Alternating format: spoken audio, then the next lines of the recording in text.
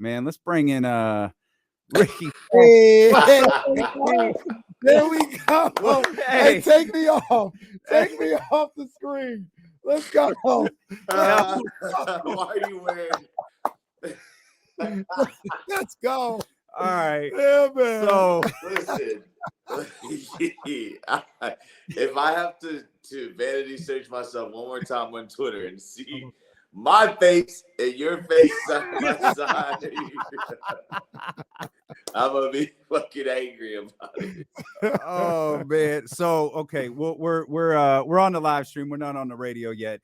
Look, I'm sorry about that. That's one particular individual. Yeah, do you know somebody named Chris, and do you give him these gifts? No. Gifts to Ricky Starks I've never seen before. Hold on 1 second, Ricky. Hold on 1 second, Ricky. Hang on.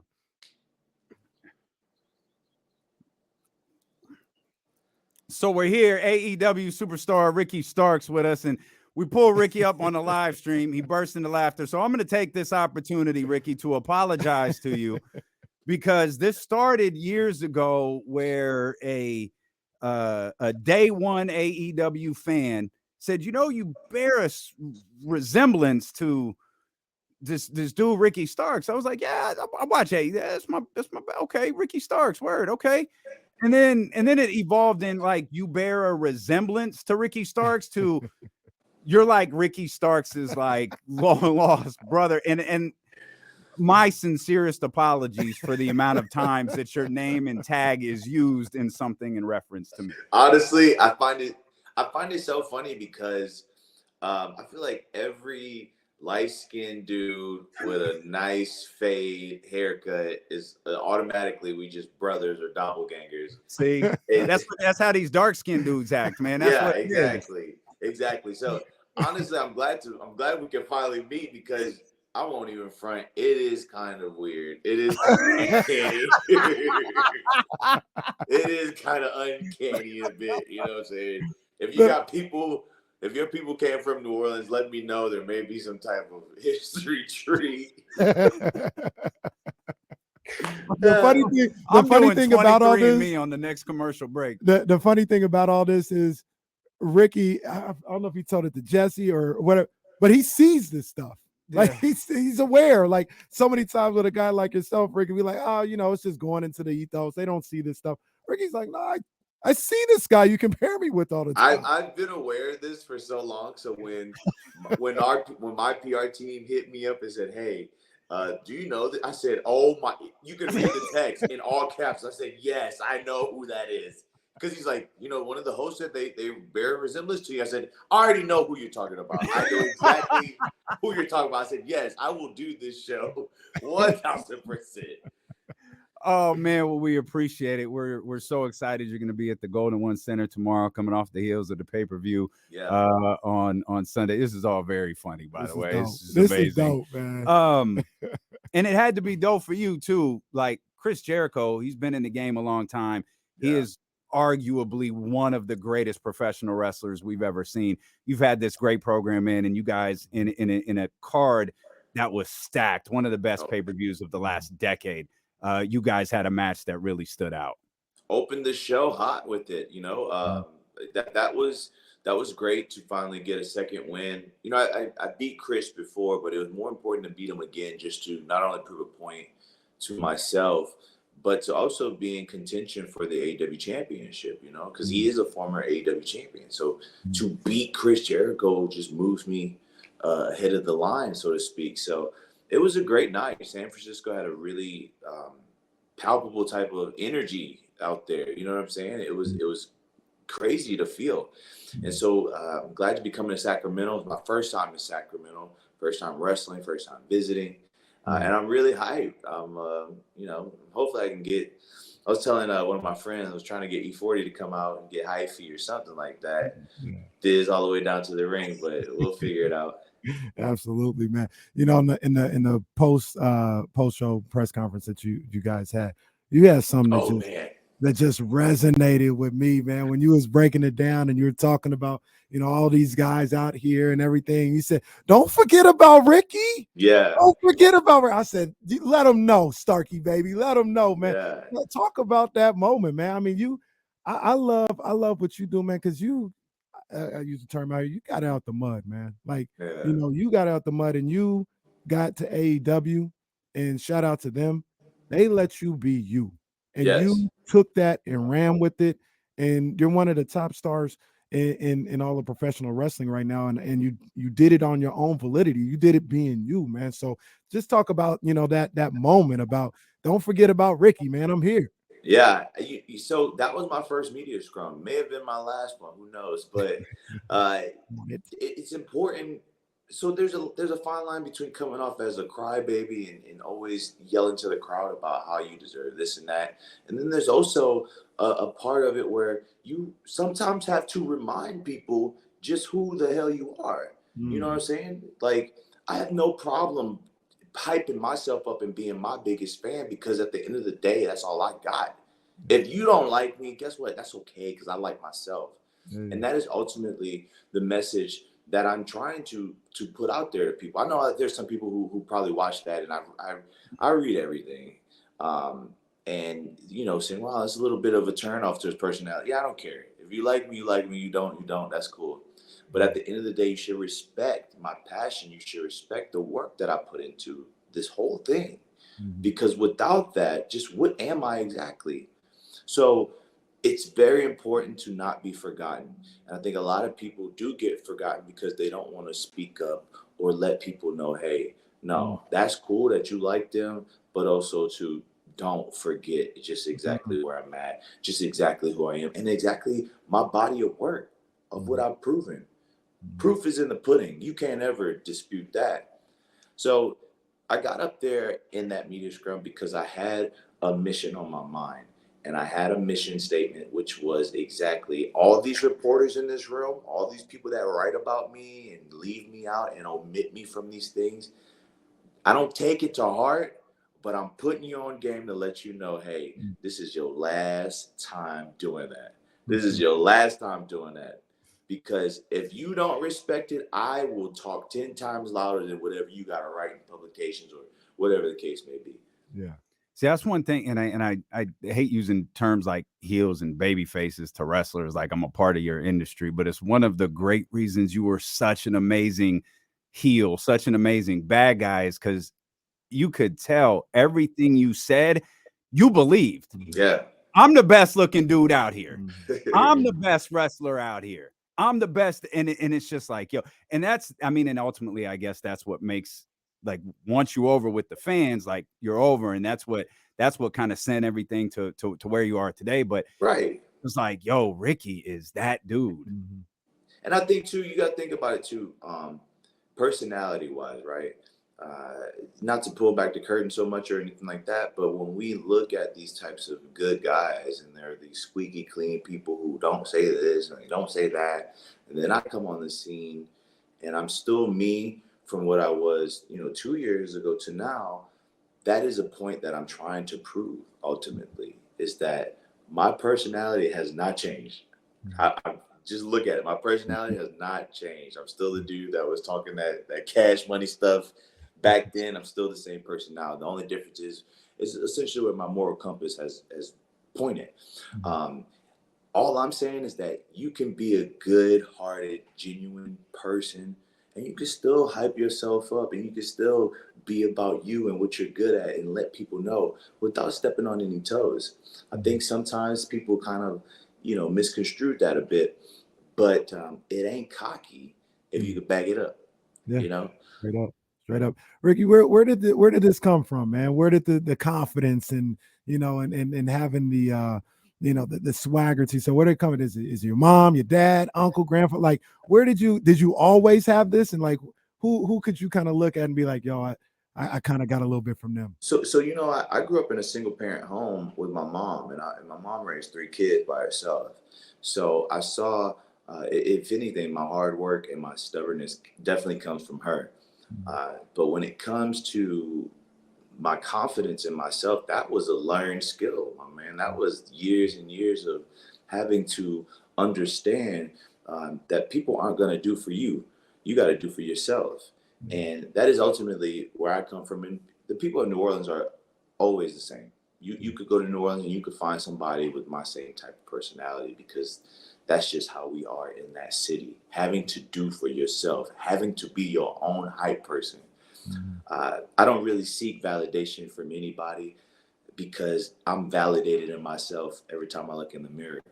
And that has come from looking around and putting my focus into other people and being let down, when all along I should have been putting into myself. I've done everything myself. I've gotten to where I needed to be by myself. I never had any handouts or someone to put me under the wing and guide me along the way. I have been self-made, and I take very big prides in that, because that's all I got. And to me, I want to celebrate that. Why is it that NBA players can get a ring and show it off, but the minute I talk about my accomplishment, I'm all of a sudden too full of themselves? It just don't make sense. Yeah. So it's another reason too why I don't believe in the word humble. I refuse to believe in that word. Definition wise, that means to lower yourself for somebody. I can be modest, but I refuse to be humble, because I'm already gracious, and I have enough gratitude for the things that I got in life because I work for it. Yeah. I used to be really insecure about how I looked, right? And like insecure with my blackness. And I used to always hear you talking about growing up in New Orleans. I know the feeling. Trust me. And that's exactly what I was about to ask you, because what I used to hear from like go to New Orleans, everybody looks like you. Yeah. Like you go to New York, everybody literally, it's that Creole look. It's like, and so you grew up the same way, like you had that insecurity. I grew up in a part of New Orleans where I went to. It was a predominantly black school in terms of darker skin color and whatnot. So when I showed up, I was light. I was a light bright. You know what I'm saying? They call me Redbone in New Orleans, and I got picked on a lot. I got bullied a lot. And it sucks, because you're still trying to find who you are as a kid, and especially at that age. So I was in fights constantly. I'm talking about constantly into fights. And then, having to grow up and really feel like you have to pick a side. This side don't really accept you, and this side don't accept you. So it's like, where do you fit in? So it's a thing that colorism, at least in the community that exists, that I don't think nowadays fans don't really pick up on. I can't tell you how many times I've seen people who are surprised by them finding out that I'm black, or someone saying, I just thought he was Hispanic. And in my head, I'm like, I thought everyone knew that black people come in this shade, not knowing, no, Ricky, it's, that's only in New Orleans, quote unquote. That's how I was raised. So in my small-minded head, well, I'm from New Orleans. You should know that I'm black. So it does suck. The fans online, not the fans, but people online, not all of them, real ignorant about the way that somebody should be looking and whatnot. And it used to get to me really bad, but I've overcome that and really, made sure, like, okay, I know who I am. I know what I'm about. And I'm not about to have somebody, make me feel any different. Yeah.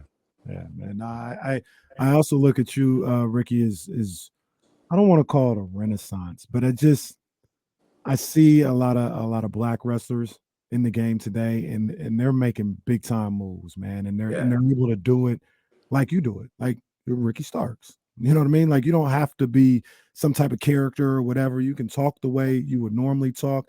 You can engage yourself with the fans and everything the way you normally would. And we're seeing that a lot across the business. And I look at you as one of the leaders of that movement and the way things are moving. Do you kind of see yourself the same way? As like, yo, I'm setting a trend. I'm out here laying the groundwork for not only myself but people to come after me.